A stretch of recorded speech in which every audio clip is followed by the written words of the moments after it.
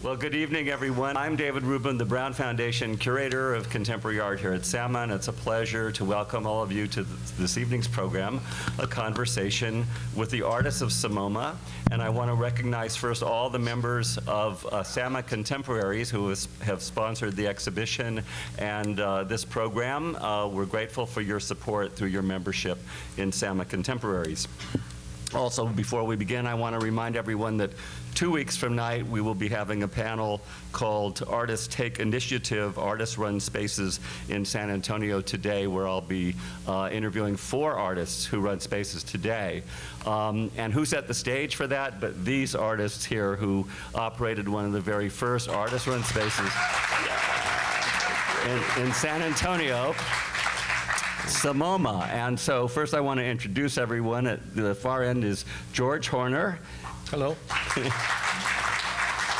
And in the center there is Donjon Evans. Sim Salabim.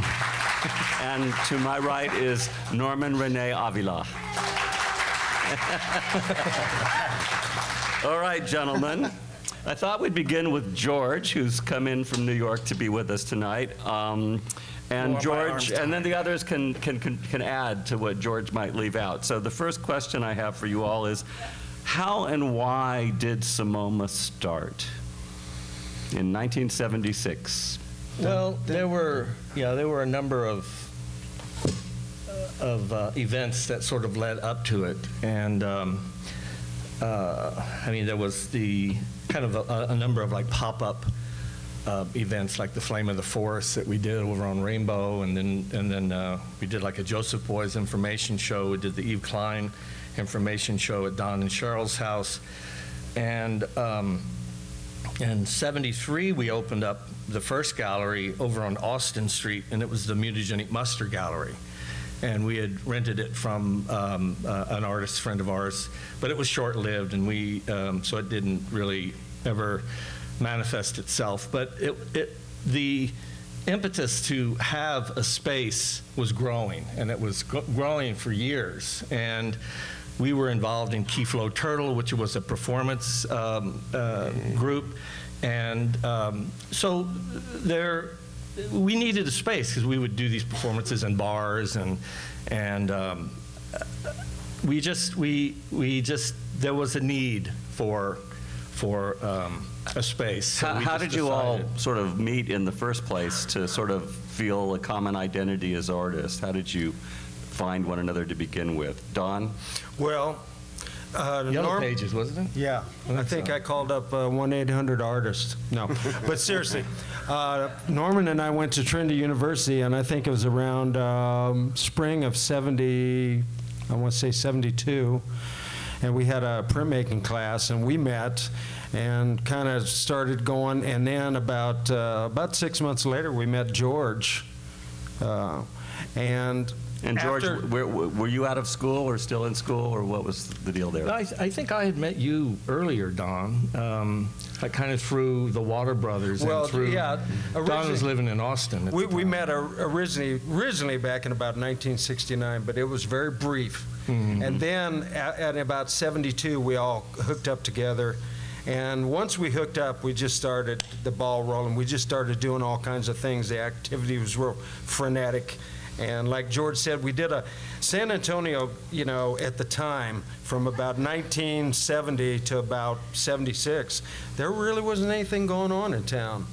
You know, there was one show every year, this annual show that they held at the Whitty, put on by the San Antonio Art Group. And you know, you was a starving artist show. Yeah, you would usually send in your money, and of course, you know, we were doing Vanguard art, so they'd always reject us, you know. So that was kind of the impetus, you know. We entered that last show that they had, the San Antonio Artist Group, and it was held over at the Kaler House, and we got rejected. Well, George got accepted, but we got rejected. So we went, this is the last time we're going to have others deciding about what we think is valuable art. And that was pretty much when we said, we're going to start our own thing. Yeah. So and Norman, do you have anything to add about that? Oh, yeah, a lot. Well, you know, originally there was the Consafo group, and they had group space. And then you want to, just for those who don't know what Consafo was, well, yeah, well, it was, but before that, there was a group even called the Men of Art Guild, and there were some very, very distinguished people that were in that. But the Witty Museum, the Consafo group was a Chicano-based, and we had 2 artists from that group show at Samoma. Rudy Trevino and Robert Gonzalez. And Felipe Reyes. And Felipe Reyes, yeah. Let's get back to the beginning. So what happened was that the Witty Museum housed the art department. But we were going, you guys went to New York with Cheryl, and they took a trip up there, and we were going to Mexico City, we were going to Houston and Dallas and different places, and we were checking everything out. And to look at art. Yes, to look at art. And we brought back all these ideas about what it was about, what we should do, and what we wanted to do. And what we could do. Yeah, and so that's what we, So George, which artists, though, overall, were the biggest influences, when you were first starting out? Who did you see as your role models as artists from art history, for example? Like earlier 20th century. Earlier 20th century? Well, I mean, there were certain artists that became real important to you in your founding. Yeah, well, Duchamp, obviously. And Picasso was the other one. Yeah. Like the name, you probably have seen this image, it's the Mutt Cubist. That was the name that we chose for ourselves because we were wondering, who really influenced us, and we decided that the people who really influenced us was Pablo Picasso and Marcel Duchamp. And why was it? What was it, Norman, that you liked about their work or about them? One was intellectual because after he stopped painting, then he started doing the ready-mades and all. That's Marcel Duchamp. And then Picasso never stopped doing the image. He never did an abstract. He was always people. It was always an animal or a situation. But he painted from the heart, and he painted amazing images, which 35,000, it's estimated, artworks. So he was the soul, and then the other one was the intellect. So we melded them together, and the idea about Mutt being from the urinal, the signed urinal by Marcel Duchamp's piece, which was a urinal, was signed R. Mutt as an alias. Yes, and so we weren't true Cubists because we used the elements of Cubism, but so we were Mutts. We were hybrids. We weren't. Had we been, we would have had to have been. You were like a hybrid of the original Cubism. Yes. That had been sort of gone through a number of generations by now. And George, tell us about then. You said there was this rejection show that you were in and the others weren't, and how did you guys respond to that? Yeah, I was accepted in the show, but not everyone was. So we were really upset about that. So we decided that we would just go ahead and mount our own exhibition. So it was on the porch of Richard and Alice Rodney. Alice is here right now. And so we mounted literally on their porch. And what street was that on? I'm trying to remember. Craig. On Craig. Yeah. And so it was great. It was just an outdoor exhibition, and we kind of walked around and hand out flyers. This image was on there of the old RCA Victor listening to the, but this is like listening to his master's voice. How did you publicize it? You didn't have social media in those days. Well, we literally just walked around and handed out flyers and just phoned people and word of mouth and that sort of thing. There wasn't Facebook to sort of broadcast it at all. So if you see the slideshow and the film, you can see the Mutt Cubist rejection show on the porch of the PowerPoint. Yeah. And it's so after that point, that's when at that point we really realized that we needed a space. And we were tired. Henry was how in did you that. find how did you find the space, Don? Well, I just want to interject. I mean, how we looked at it and why we wanted to start is because, as an example, they accepted George's piece, and it was a neon piece. When they accepted the piece for, to bring it into the show that we rejected against, they did not even plug in the neon. So, in other words, they looked at the piece, not completely. Because to truly evaluate the piece, you got to plug in the neon. Yeah. So Norman, how did you guys find your first space when you really got serious about this? Well, the thing was the money aspect of it, because we paid for it. So we were driving around and we found the space on Woodlawn, North Florida as in Woodlawn. And we went upstairs and it said for rent.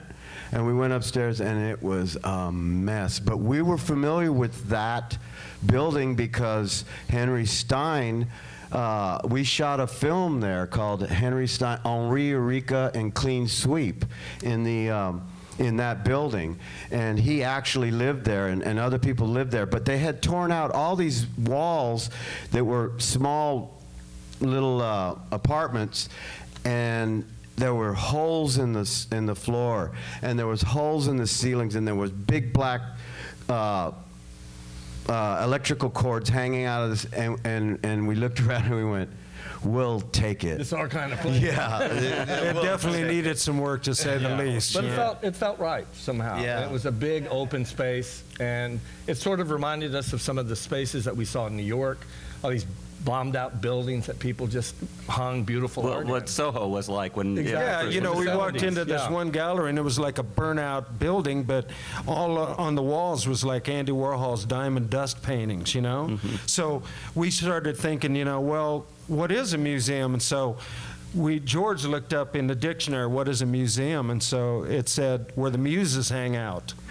And so we thought, well, that's what this place is going to be, because it's going to be a place where the muses hang out. You know? So is that why you called it a museum, or were there other reasons? Well, initially that was one of the reasons, but I think we also just kind of wanted the first gallery we opened was the Mutagenic Muster Gallery, right?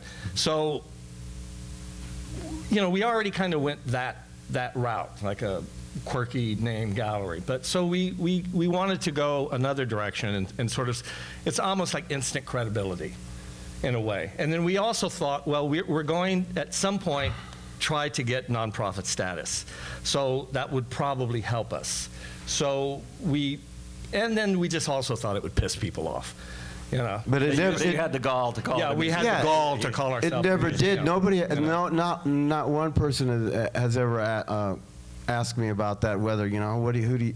No, the thing also was that we were not a art for money gallery. We weren't going to make it on selling the art and then. So how did you fund it? We paid for it out of our own pockets. Yeah, we realized over a 3-year period that we spent about $15,000 out of our own pocket. And 77 money. And we're talking because back then. we believed in that this town needed to see art, see modern art, before they could really appreciate it, because there wasn't any place that was offering a mouthpiece to present these ideas. So we said, well, how can San Antonio know about this stuff? They need to be presented. They need to be presented, with contemporary these ideas. art. Yeah, contemporary art, but also, I mean, there was the McNay, and the McNay has beautiful, beautiful pieces. I was just there today, and lovely, lovely place. And I was looking for, talk about mutt cubism. You know, that was the piece it's at the McNay. It's one of Picasso's very first Cubist pieces. So that was really a very influential piece to me as a young man, as an artist, discovering Picasso at a very young age. So, but when we did that, when we opened up the SAMOMA, I was a teacher, and I also said that this way we could rent. We rented movies from MoMA because it said SAMOMA, and then we got a movie on, the first that I know of, a Frida Kahlo movie here, and we showed that, and a Renee Magritte and a Susan Pitt Cranning, and they were from the collection of MoMA, and we also, I mean, you say it lightly, but we gave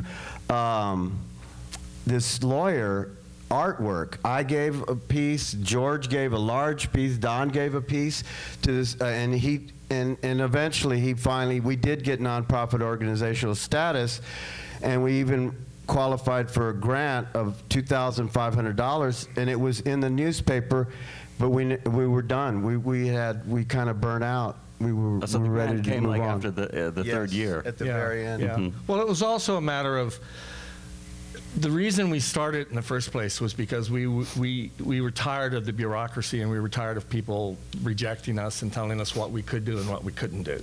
So suddenly, when we were pursuing that nonprofit status, it was kind of the same thing. Okay, well, you have to write up budgets, and you're gonna have to do this. And we at one point we did a benefit, a fundraiser for Gene Elder, who was running for mayor at the time, on the party, you know, so sort of this like this absurd. But he was promoting the arts, you know, as a mayoral candidate. His whole platform was the arts.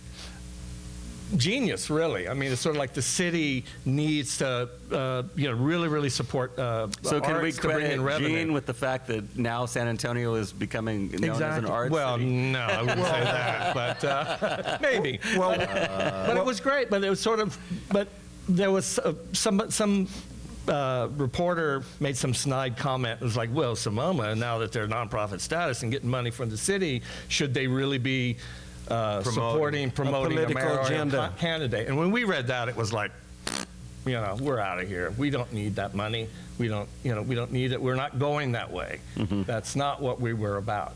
Just as an example, our first show that we had, the actual show, was Ron Cohen's project. So who was Ron Cohen? Ron Cohen was a professor at UTSA that caused a lot of problems there and at the Whitty. He was censored at the Whitty, and a lot of artists took down their, professors took down their work.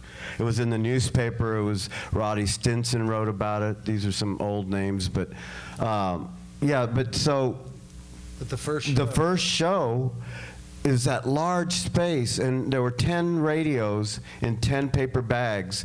He came up with the idea. We implemented it. It was one of my radios was in that bag, and he tuned them to a different station, every one, and then he stapled them together, and then the cords ran down to them, and that was the show. So, I mean, so let me ask: were people talking about John Cage then at the time? Was John Cage an influence on that? Well, I don't know whether Cohen knew about it, but my master, Frank Hine, had turned me on to John Cage in '67 or '68. So those ideas were in the air, for sure. We met him. He was brought here from the Third Coast. Yeah. The Third Coast. We got to meet Cage. And when they were... But with the impetus for Cohen's piece, he'd just done a show in Kerrville or something, someplace like that, about nothing. And he said, I want to do a show about everything.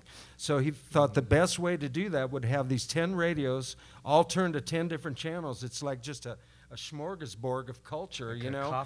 A cacophony of sound hitting you at once, you know. You walk in this room and there's all of this noise. And, of course, the public reacted. They started speaking louder, you know, so they could talk over the radios. So at the end of the show, Norman went over and we had all of the radios hooked up to one switch, and he did all the 10 radios, turned them off, and the silence really was deafening. It created a vacuum. What happened was that as people walked up the stairs, they came in and then they started mingling, and the volume on the radios never changed at all. They became secondary because there was so much chatter. And then as the people started leaving again, then the radios, as if they were turned up, you know, but they weren't, and then it was loud again, and then when it turned it off, it was like it actually was a void, you know, a vacuum. I remember people started applauding. Yeah. It was quiet So for it was about like a 3 performance. seconds. It was beautiful, and then Yeah. everyone just broke in. Now, Wow. you guys, let was me ask great. you about how your programming, because you didn't only do exhibitions, you did lectures and performances. I mean, first of all, how did you decide, you know, what to program, and then what were some of the more memorable programs that you did? Don? Well, what made us decide what we would do as programs is our personal interests, pretty much. Yeah. One of the programs that was pretty interesting was we had a fellow student of mine, Ted Pope, that I went to school with. He had been 3 years previous of Samoma. He'd been stationed on the island of Samoa as an anthropologist. Which was the acronym for SAMA, you know. Yeah. Before So he gave a Samoa. lecture on how the Samoans perceive art, because they have no conception of art at all. Everything is made for, utilitarian. And he would try to explain to the Samoans, about art, and they couldn't grasp that idea. Something independently hanging on the wall, and, that's art.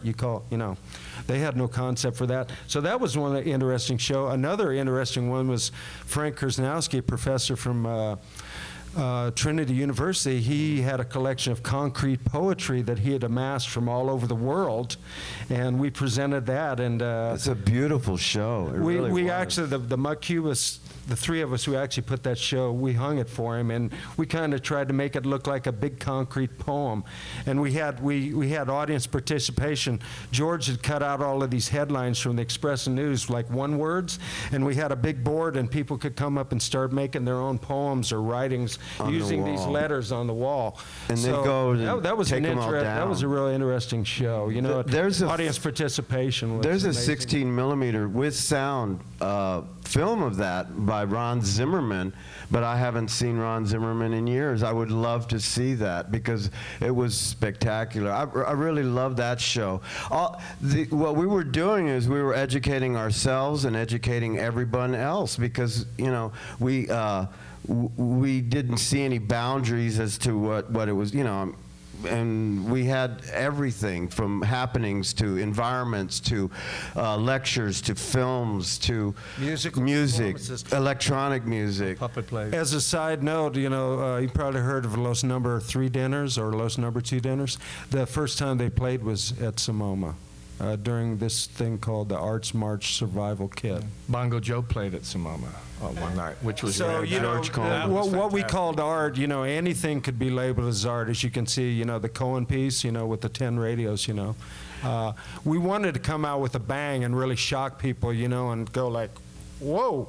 And I think we did it with that first show with Cohen, and we tried to keep the level up. Mel Casas told me about Rudy Trevino, and then because he was in the original Kutsafos group, and when he had his show, it was a wonderful show. And when we got there, the mariachis came up the stairs, and they started playing at the opening, and it was, it was unheard of. It was wonderful, absolutely wonderful. Yeah. So let's talk about, you were in 2 different locations. So the first one, you've told us a little bit about that one. Why did you leave there and move to another in Norman? What happened was that after we'd made all the improvements and Anthony downstairs, the landlord, he told us not to get on the roof, and we got on the roof, and then he told us this and that, and then anyway, so he raised the rent. And we got incensed about it because we had done all these improvements. The walls were white. We had sanded the floors, and it was livable. People actually lived there in an artist, like with roped off, and it said "Artist lives here." Actually, but it was that big. That the space was that big. Well, when he did that, then we went, well.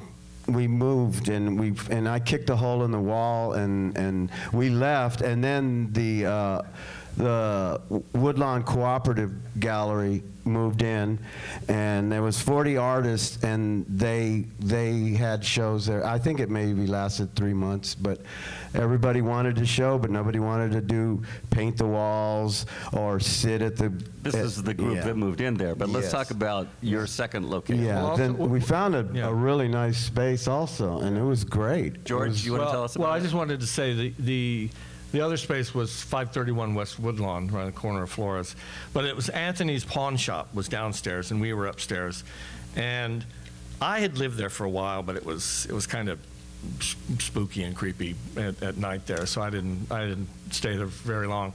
But we had no real security. We had, there was a fire escape in the back, and I think at one point, I thought this is what had happened. I do remember him raising the rent, but I seem to vaguely remember that somebody had broken into it and ripped the floor out, and they broke into the pawn shop. So Anthony kind of saw us as a liability, and he was like, "You guys out." So Anthony no, raised because our somebody rent. else moved in there after that. They stole his drum. Yeah. He had a snare drum that he had a mirror on top, and a movie camera yeah. on a tripod, and they only took that.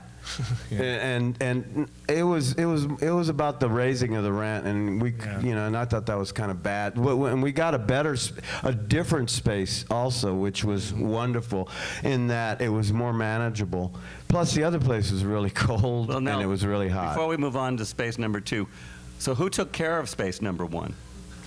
Well, what we did is we decided that we're going to have it open 3 days a week, Friday, Saturday, and Sunday. So basically what we chose up days, I took Friday, George took Saturday, and Norman took Sunday. And No, I took Sunday, I think, wasn't I? Yeah. No, I was Sunday. Who's on but first? where was Larry Yeah. Graber in all of this? Well, now Larry, I noticed in something that said that he was the on-site proprietor or something of the space. No, he Anyway, lived there. he actually took care of the space a couple times when we were like But he our lived in the space, He did he lived not? in the space. yeah, he lived in the space. Yeah. Well, after much later. Much later, after, okay. After Samoma moved out, then they. I Right? see. Yeah. When the. This is the thing with revisionist history. You Yeah, get we- bits and pieces, and then it eventually Sorry. comes together. We had people, sometimes we needed a break, and then they would sit for us. It was really nice. And we would go on jaunts. We went to New Orleans to see King Tut. All of us. It was wonderful. Hey, I do want to Joe. mention one thing though. Like the three of us are sitting up here, accepting the credit for this, but I definitely want to give credit to my ex-wife Cheryl Evans. Oh, yeah. And I want to give Absolutely. credit to Norman's ex-wife Joanne Watson, Yeah. and whoever was the girl of George's at the time. were so They many. all, chipped in Yeah. and always helped out. Well, I also Paid want the to- bills. They paid the bills. They paid bills, et They cetera, paid the et cetera. taxes. Yeah. I also want to thank Richard Rodney, who was actually one of the founders of Samoma, and where does Alice he- where does Rodney, he his live wife, now? who is in the audience as well. So we wish Richard could be here. It was short-lived. He didn't stay with Samoma for very long because he wanted to open a. His idea of running the space was a little different from ours, and he really kind of wanted a commercial space.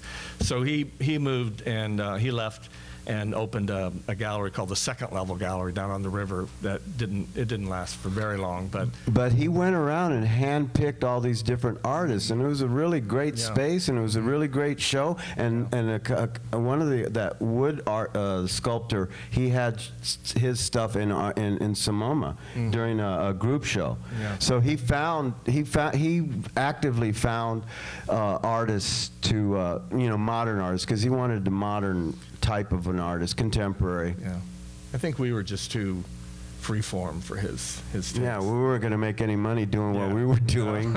We were losing money fast. So let's talk a little bit about the multiples, because that came sort of towards the end of your run there. But how did that idea come about?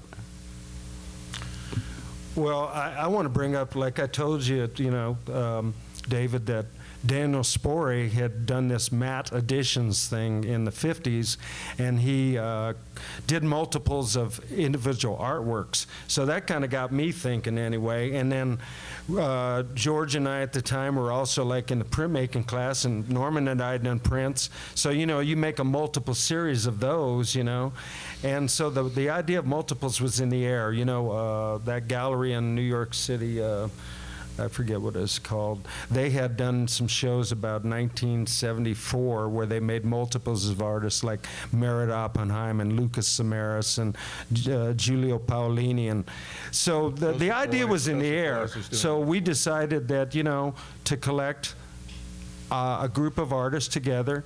And a friend of mine, or actually a friend of Cheryl's that she went to school with by the name of Joe Kaplan, he ran this thing called the San Antonio Bag and Burlap.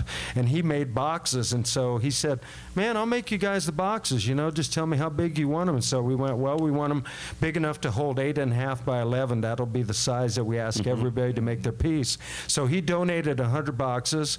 Dan Withers drew the cover. Norman did a photo silkscreen of the cover. And then we started telling artists that we knew, give us 100 works of art, because we've got You these mean 100 boxes, 100 and we'll take multiples of the same image. of the same image, and we'll put one in each one of these boxes. And we were originally going to use them kind of as a fundraiser. We gave every artist What that did you sell the box for? we originally sold them for $25. $25. American money. Yeah, and we had a few buyers. I know that the McNay has a copy in their library. They bought a copy. Is it in their library or in the it's collection? In their library. They have it in. I saw it down in the Years library. ago. Yeah. Yeah. And you know, we had a lot of people buying, but every artist that did a piece, I think, did he get one copy or two? I think they got one. One copy, Yeah, a free one. copy, you know, their own for being And involved in the piece. I want to thank Roger Avila for donating the set to SAMA, which is accessioned into our collection, and of course now they're all very nicely framed up for this exhibition. Yay, yeah. Yeah, see, what happened, we also saw the museum in drawers, and there was this museum in little drawers. So we were thinking about that, and then, so what happens? About Duchamp and the valise? Yes, in the limited edition of the valise. So if you, and it's amazing how many people are telling me that they have a box, the multiple. Carol Cannon Carpenter just told me, she showed me hers. I went over to her house and she showed me hers. And my father's was put on a shelf, and then mine were looked at, but that's why it's in such good shape. Pristine condition. And then tell us, how did Al Martin get involved in the project of the multiples? Well, Alvin Martin, he was my, when I was writing my thesis, because during the time of Samoma, I was going for a master's degree at UTSA. So when I was writing my master's thesis, he was my advisor to that. What was your thesis on? My thesis was on an artist by the name of Alan Surratt. Oh yeah. Because I wanted to do I was kind of a, you know, I was kind of a tail end hippie and went through that thing. And for me, Surratt, he embodied that idea of the artist as kind of the hippie magician. His work was abstract, kind of looked very ephemeral, made out of a lot of wire and sculptural media.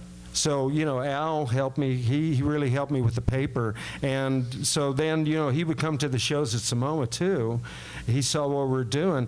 And so when we decided to do the multiple, he was just a natural for the guy to introduce us, because we felt, well, you know, he's got this clout because he is a well-respected historian of art. He had just put on this show at the Whitty called Real, Super Real, and it was a huge show of the super realists, you know, like Chuck Close and those guys. Well, you know, I have to tell you a little bit about Al Martin, because he did a similar show at Harvard.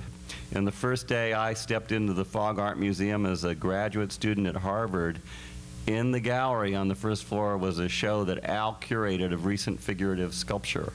And so, of course, when I came to San Antonio, when Norman showed me the box and saw Al's name on there, I said, there must be something here worth looking at, because, I mean, Al had a Luis Jimenez, by the way, in the show, at the barfly sculpture in the show at Harvard. That was my introduction to Al Martin, was through that show, and he and I were in a seminar together that there were just 6 of us, and we curated a show of a cubist, Jacques Villon, Marcel Duchamp's older brother. Well, you know, the thing I like about Al's introduction, he says art is an act of love. I mean, I don't think you can say it much better than that. That pretty much says it all.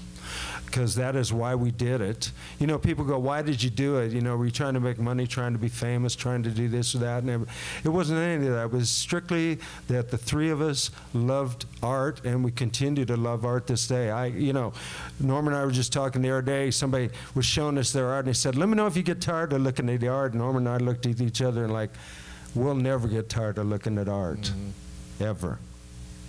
So when he said art is an act of love, he put his finger right on the pulse of it, you know. That's why we did it, because we love it.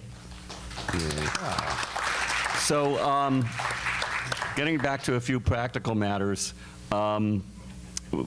how did you, I mean, did artists come to you wanting shows? Did you put out a call for entries? What was your sort of modus operandi? Norman! Oh, why?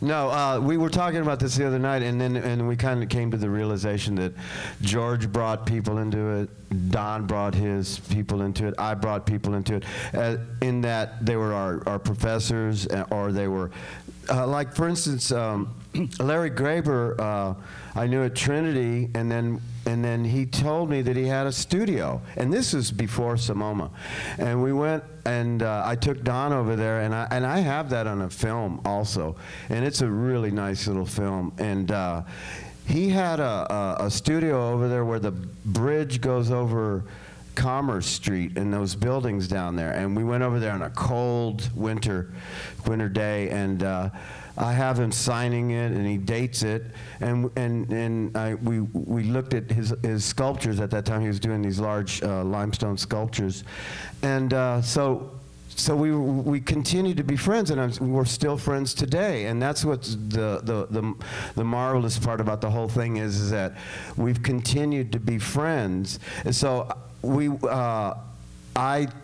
then Larry showed twice at Samoma, and I mean, you can see it in the film, his large abstract paintings, and then he also did a show. He had these. We were on TV on Maria Elena Torralba's show, and all three of us, and we're describing Larry Graeber's work and Carlos Rene Perez photographs, and it's a black and white TV, and I had to shoot it with my 8mm camera, and we're just, you know, there's no sound, of course, but you see Larry's, he did a series of these plexiglass sculptures that are gorgeous, and I asked him about it the other day, and he said, well, you know, they're around somewhere, but he did a series of them, and then he, you know, he's painting today, and as many of you know that. So Don, his professors and my professors, and then George's friends and professors, and you know, it was a group effort. Everything was a group effort. It never was. Did you have guest curators?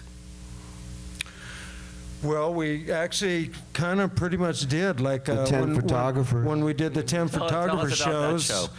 Well, yeah. I don't really know. I think more that might be Norman to talk about. But Ron Binks, who was a professor out at UTSA And when I was going there, and still is. Mm-hmm. He kind of curated that show. We kind of let him. He said, "I got an idea for a show of photographers," and we said, come on in. Yeah. So he pretty much curated all of them and just brought us this package. And so he brought in Kathy Vargas. No, he didn't. Kathy Vargas was in the show that we curated. Okay. It was a group of photographers that were. What about Judy Bankhead? How did she? She was in this. She was in the Ladrones de la Luz. No, she was in the second one. The first one was the Ladrones de la Luz, Thieves of Light. And this is interesting, is that we got together, the photographers, Bob Baxham, Kathy Vargas, myself, and the others, David Cardenas, and we talked about a thematic show. And it was going to be months, you know, so a couple of months in advance. So we decided on Zarzamora Street because it ran from Fredericksburg Road into the Deep West Side, and that connection in the vein. And that was the only stipulation, that you must take photos of something that is on Zarzamora, and that was it. It was a wonderful show. It really was, and Kathy was in that one. And then the 10 photographers was Binks, and they put that together. And some of those, and Suma. Timmy Suma. Yeah. Tim Suma. You know, he ran the old Southwest Craft Center, you know, before it came Southwest School of Art. He ran that for 20 years at least, after Samoma. I don't know. I'm sure a few of you remember him. We had some group shows like the Christmas show, and we even had the lady from Incarnate Word, what's her name? Since passed, Dr. What's her name? Dr. Amy Freeman Lee. Amy Freeman Lee. She had a piece I in loved her. Samoma. Yeah. She showed at Samoma. great. Yeah. So it's interesting too. Some artists showed at Samoma, left San Antonio, and now have come back to San Antonio. For example, you had a two-person show with Rolando Bresenio and David Elizondo. And what did they show? What was that all about? What was their show? Well, Rolando, you know, he was a fellow student of mine at UTSA. Out there at the 1604 campus. That was the only campus at the time. He was a friend of mine, and I said, look, I'd like to have you do a show. And he said, well, I really don't have enough to do a whole show. You know, can I show with somebody else? So I think David Elizondo had come over to the gallery. He used to come see our shows, and he told me that he did kind of found object, kind of Duchampian, kind of conceptual type art. And I said, well, and we showed him what we had, and Rolando did this piece. He used tar paper and did this piece that kind of reflected the space of Samoma using the tar paper. Totally unlike what he does Totally now. unlike what he does now, totally. It was the light coming in from the window, the way it cast on Yeah, the floor. shadow. And he would cut the paper out and lay it on there. The tar paper. At certain times of the day, then it would be lit up, and then it was beautiful. It was lovely. And then David, he had 3 rooms filled with these really beautiful little, like he ended up giving me a piece, and I had it for years, and I probably still have it, but it was like a umbrella handle without the umbrella part, and he dipped it in some gesso, and then he dipped it in some brown paint, and then on the end he put this little string coming off of it with this little leaf hanging on it, which he shellacked with some kind of plastic to keep it from, you know, withering. And I had that piece for years hanging in my house. Felicia, you know, my wife now, she remembers it. Yeah, I remember that piece. But he had, his room was, and he had another piece that was just a string, and it was holding a tricycle wheel on it, you know? And of course, everybody was thinking, you know, Duchamp, the bicycle wheel, you know? He was making a direct reference to that. It was That's a tricycle wheel, so it was nice. It was, it took it back, took Duchamp back to childhood, you know? Yeah. And now in the film footage, we get some really good shots of Jerry Frost's exhibition. Who wants to tell us about that one? More Norman, okay. Yeah. What happened was that there was a large room, and then there were the smaller rooms, and then she picked this one small room over on this side, on the left side as you came in. And, you know, we didn't know about it till she started to do it and put it together. She went out on the roof and had a 16mm projector, and it's in the film. It's quite prominent in the first part because I took film of it. It looks like you're looking out the window, right? And it's a mundane scene of Cambridge Oval, and a car drives by once or something, but that's film. And it was, and she had to cover it with tarps, and then she put, on the other side, she put a slide projector out on a ramp, and then she did this, and the window was the leaves from the in between of the Whitty Museum. She took a picture of the Whitty Museum. When you would walk in this hall, there was this window, and it was covered with vines. Well, and it was mundane. And but she had 2 chairs in there, and then she had her thesis and some papers on there, and that was the show. That was her room. And then she went on to do another one at the McCullough, and she had the whole space, and then she turned it into a party. Something like a party. And when SAMA opened, she also did an installation here. So she came to the preview, and I got to talk to her. So you mentioned the McCullough space. We haven't really talked too much about that space yet. How did that differ from the Woodlawn space? A little smaller.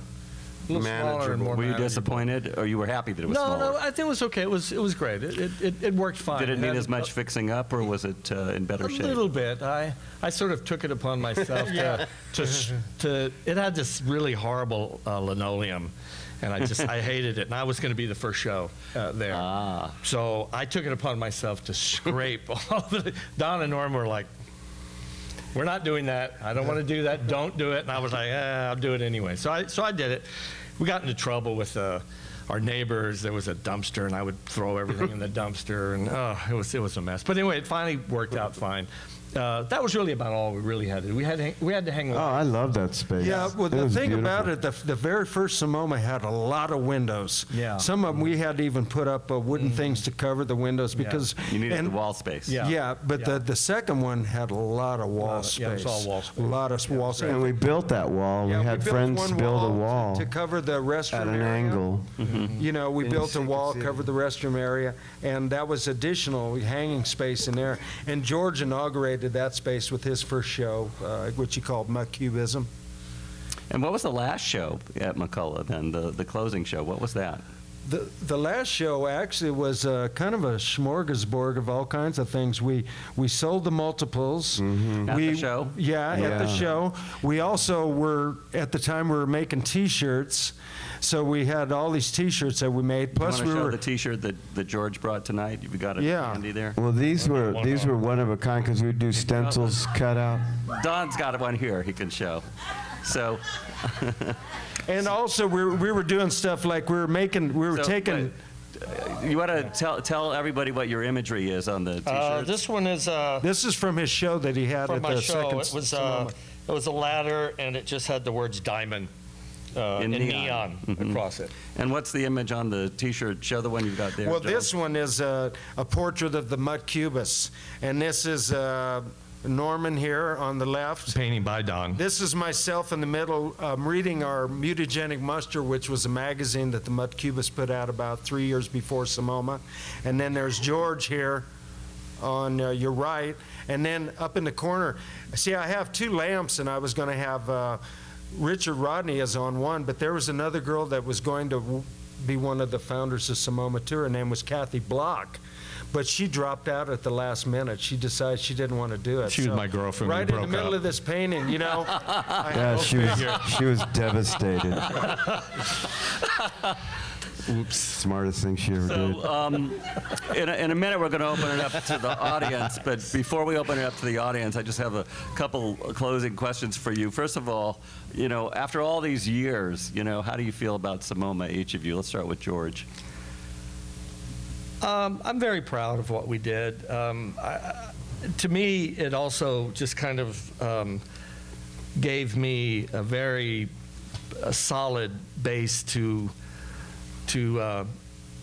leave San Antonio and to further my why did you career. leave, by the way? I got a scholarship to go to graduate school at the University of Chicago, and so I pursued my studies there, and then I graduated. The idea was to just go to grad school and then come back to San Antonio, but life just has a way of sending you off down the labyrinth. So where did you But go? tell her where you Where are did you go? now. That's what I'm asking. Where'd you go? In Chicago lived there a couple of years, then I met my wife at the University of Chicago, Michelle, and we're still married. We've been married for 30 years. And yeah, Ooh's right. Yeah, no, she's great. I love her. She's the love of my life. And but I worked at the Museum of Contemporary Art for a couple of years in Chicago, and then by chance I was offered a job to go work at a gallery in New York. It's the Tony Shafrazi Gallery, and it's a great gallery. It's a beautiful gallery. And I've been there almost 30 years, and I don't know if you know Mr. Shafrazi. He's the one that walked into the Museum of Modern Art and spray painted Guernica. Defaced Guernica, yeah. 1974 as an artwork. He sprayed "Kill Lies All" across it. He was protesting the Vietnam War or something. But anyway, that's the guy I worked for the last 30 years. He's quite a character. But He's a mud cubist too. Yeah, but it was about art on top of art. It was really about trying to make the artwork live again and to bring its voice back, because it was just it was the crown jewel of MoMA, but you know, people just look at it and they didn't remember the fact that it was the circumstance of why it was painted. It was the Spanish Civil War, and it was the first time aerial saturation bombing over a civilian population took place by the Nazis in the town of Guernica. And so Picasso was outraged, and he painted it. And then it hung in MoMA for many years. And but at the time, the United States was involved in an undeclared war in Southeast Asia, in Vietnam, and Rockefeller was president. He's a great patron, a great art patron, Nelson Rockefeller, but he was President of MoMA. of MoMA. Of MoMA in New York. But he was a big hawk. So here he was, the president of a cultural institution that embraced this artwork that was anti-war, and then we were involved in an undeclared war. So Mr. Shafrazi, he wanted to sort of make that painting live again. So whether or not he was successful or not, I have my, But the gallery, but he went on to run a great gallery, and we championed Jean-Michel Basquiat and Keith Haring and Kenny Scharf. No, it's definitely one of the kind major of an 80s galleries. There's no question and about I that. really have had the honor to let's talk to Don now about. I do want to say just one thing about Shafrazi. When he spray painted that thing, he used a certain kind of spray paint that he knew they could take off of the picture without hurting the picture. Well, the painting was heavily varnished. So yeah, so he knew that everything was going to be all right. So Don, what did you take away from Samoma, and what did you do after Samoma? Well, I learned a lot. I consider it an education. I mean, we set out to educate San Antonio, but we ended up educating ourselves too. But one of the things, like I said, that happened was the Los No. 2 dinners. Mm-hmm. So that kind of had their first performance at Samoma, and so after Samoma faded, Norman and I continued with the Los No. 2 dinners for the next 13 years. We played rock and roll all over the state from like 1979, November 1979 to like November 1992. So we went, and then Norman and I have continued music. We have a band called El Even. We're on YouTube. If you're interested, go check it out. A band that I played in during Samoma times called Ultra, a heavy metal band, now has started to get airtime on YouTube, and we've got a CD out now, and so I'm continuing the musical. But as far as my profession, it's artist/service industry, if you people out there know what I mean. Okay. Mm-hmm. I know Gary that did the piece right across the street knows what I'm talking about, because I hear he's a bag Gary man. Sweeney. Yeah, he's a bag man out at the airport. Like some of us, I never have tried to make a career out of art. I've always had a job, where I made money so that I can keep my art free and I don't have to, suffer the consequences of other people's demand upon my art. I want to keep it free. Mm-hmm. So I'm still involved in art, still involved in music.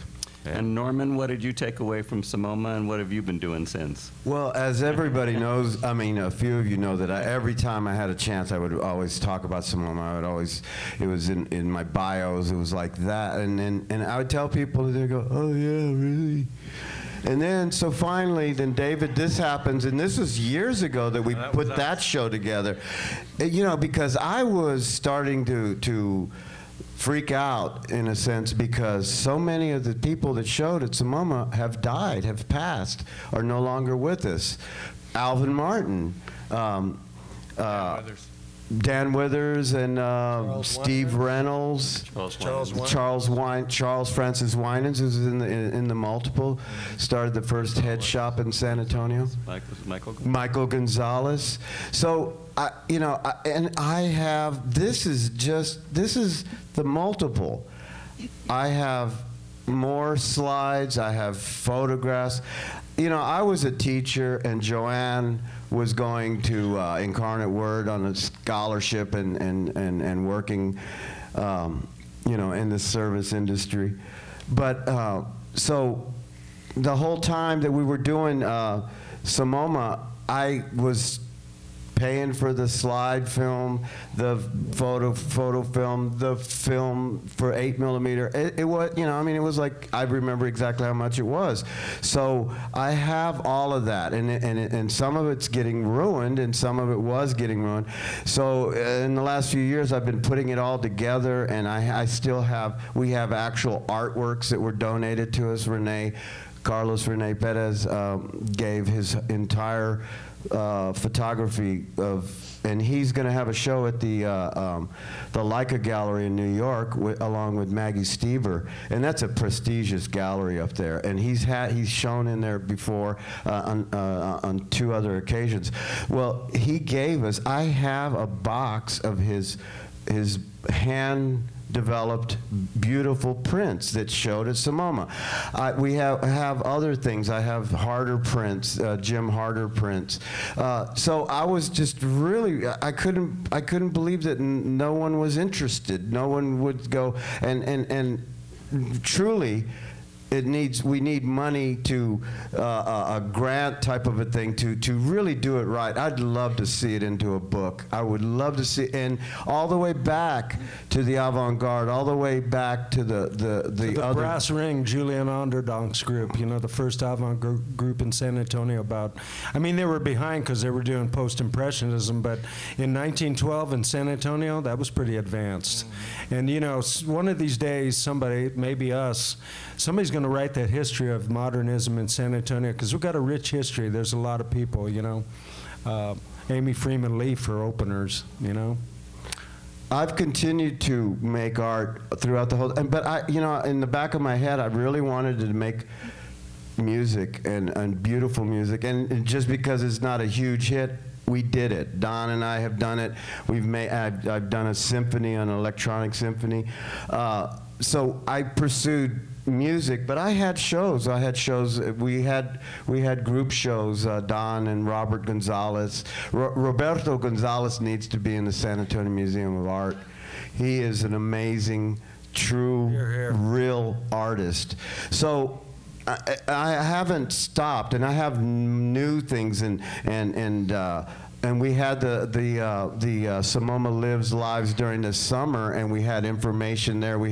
And then we had our new work and old work, and so I mean, it's an ongoing. My life is making art and music, and writing. Also, I also write. So these things are. I was doing it when I was 11 years old, and put in the newspaper with the namesake of the elementary school with the George Washington and Abraham Lincoln portraits that I drew, and I'm Uncle Sam, and my mother made my vest, and I was Uncle Sam. I had that little beard. I was in the play.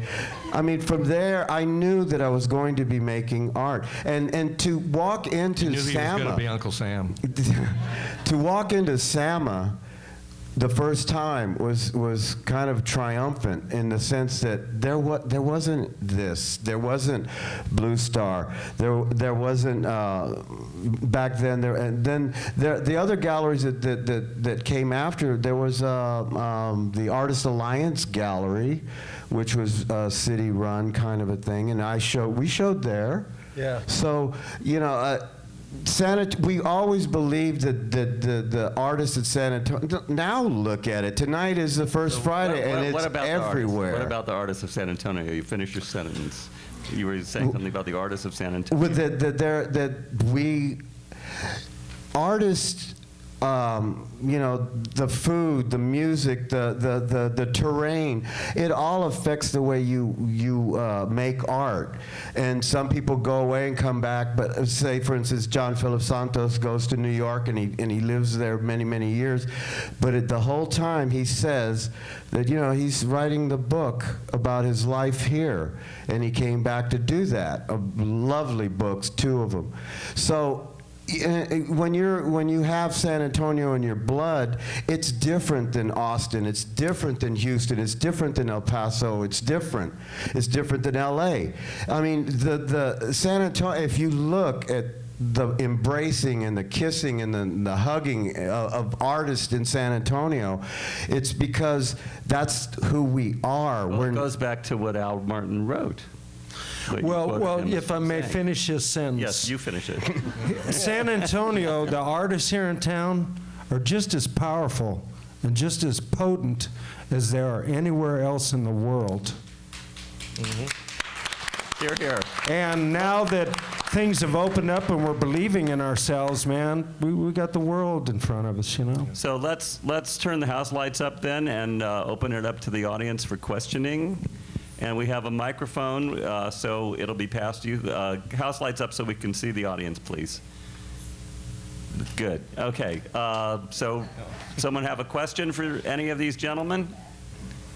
Boxers or briefs? Okay, we have a little, you want to pass the mic over here. Wait for the mic because we're recording, videotaping, all of that. It's coming.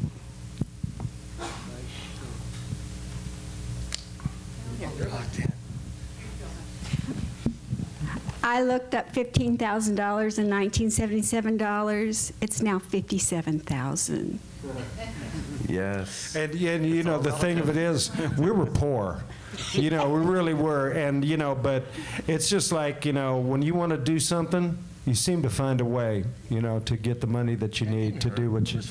My rent at that time was $110 where we're... Mine was $135 in Austin. Yeah. Another question? Oh, come on. Nobody has You a know question. you want to. There's one. Okay, we have one way in the back. We'll pass the microphone.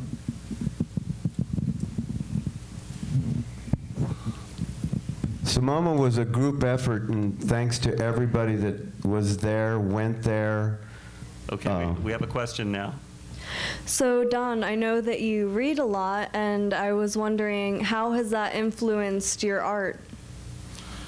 Well, for openers, since 1992, I've been working on this piece. It's called Man with Book. And every book that I've read since 1992, I have written down, and I have a paragraph or two, a summary of that book. So I actually turn my reading into an artwork, you know, Man with Book. Usually you'll always, I don't, of course my bag's up in a chair up there, but if you were to look at it right now, you'd find 2 books in there, maybe 3. And, you know, I began, you know, really in surrealism, you know. And surrealism, writing and painting were pretty close, you know. So I've always had a respect for literature. You know, it's always informed my art since day one, really. I mean, the first drawing I ever did was a classical Greek myth. The first drawing I remember doing, I was 7 years old, and I did a drawing of Prometheus. But it wasn't the victorious Prometheus handing the fire to mankind. It was after he'd been punished by the gods, and he was like chained to a rock, and this eagle was coming down and chomping on his liver, you know. And later on, I realized, you know, I was trying to say something about man and his purifying himself. But, so literature, you know, has informed my art since day one. You know, Prometheus is literature, Greek myth, you know. Another question? In the back. Wait for the mic, please. So many familiar faces, so many. That's great. Thank you for coming, people. Okay, let's hear the question. You mentioned that you both came out of UTSA and that the ecosystem didn't have the Blue Star, didn't have salmon, and so on. Could you talk a little bit about the community at SAC, the art community at SAC, of the teachers and the students and UTSA and so on? Because I remember... And Trinity, too, right? Yes, yeah. Trinity. And Yeah. Well, I consider it a golden age of professors because we had Mel Casas, Frank Hine, Robert Tiemann, Philip John Evatt, you know, just to name a few. I mean, it was wonderful. You know, and also we were coming out of the psychedelic '60s, and Don was I would get the Eagle Bone Whistle that was published by Ples McNeil. It was an underground newspaper. Underground newspaper that ran, Great. and I would look at these drawings, and these drawings were fantastic. And there was signed Don Evans on there. And then I eventually met him. But back then, if you went to SAC, you were going to be a pop artist. I mean, everybody was a pop artist over there. And then if you went to Trinity, you were going to be an abstract painter or something. But it was a wonderful time. It was a wonderful time because not only did we take classes by these professors, we became friends with them. George and Don and I became real good friends with Ron Cohen and all the people, and people were, UTSA out at 1604, it was like so far away, and they thought it was racist, and it was like this and that, and it was a terrible thing. And now look at it, I mean, it's all the way, everything's been built out there. 2 buildings out there at that time, something like that. Yeah, but at Trinity, I mean, but then they've allowed the art department's kind of gone down, and other art departments. I'm certain that there are other great professors, but it was a golden age of professors in San Antonio at that time. And Don, actually a question that I keep getting asked, so I'd like you to tell people, how did Don Evans become Don John Evans?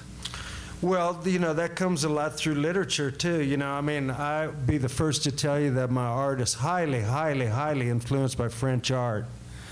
To me, when I was a kid, modern art was almost synonymous with France. So you have a meaning behind Donjon? Well, Donjon is the French word for dungeon because, I kind of feel like I'm a prisoner. So that's why I chose the name. My real name is Donald John Evans. Right. But I shortened it to Don John once I found out that was the word for dungeon in French. I went, hey, I've always felt like a prisoner on this planet, And then you became And I try to free myself through my art, So it just fit in, Any other questions from the audience? There is an artist named Donald Evans also. He makes like little stamps. He's dead. So it's kind of he's a great artist. I like him, but it's kind of to separate a little bit from that too. I always would get you two confused. Well, to kind of wrap things up here, it's been just a pleasure for me to have the experience to bring this to light, to help bring this to light. And I can't see what it says. What does it say there? Oh, yes. So I want to thank George and Donjon and Norman Renee. Thank you so much for coming. And of course, I love all you of very much. Thank you. Oh, thank you. I love you, Felicia. Thank you. Hey, and I want to give a big shout out to Mr. David Rubin because without his help, none of this could have been seen through to fruition. And I applaud you. Thank you, David. Thank you. Thank you. Thanks again, everyone. Have a great evening.